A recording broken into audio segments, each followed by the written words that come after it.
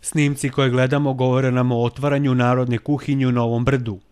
Ovom činu prisustvovao je i vladika Atanasije, koji je nekoliko dana pre toga sačekao predstavnike iz zajedničke humanitarne akcije Srpske pravoslavne omladine Innsbruck, humanitarne organizacije Nemanjići i humanitarne organizacije Srbi za Srbe.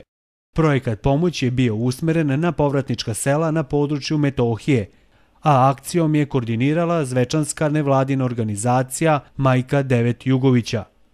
Zajedno sa vladikom Atanasijem, predstavnici pomenutih organizacija su meštanima povratničkih sela Novake i Žeč uručili pomoć.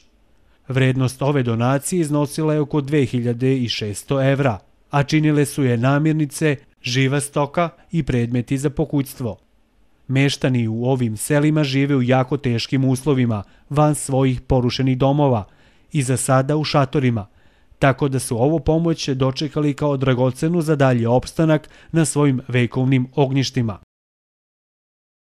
Nama je ova pozitivna akcija veoma interesantna i iz razloga što je u njoj učestvovala Srpska pravoslavna omladina Innsbruck, koja ima mnogo članova i iz opštine Petrovac na Mlavi, a koja je u cilju pomoći ugroženom narodu na Kosovu i Metohiji već delovala u saradnji sa Crvenim krstom Petrovca na Mlavi.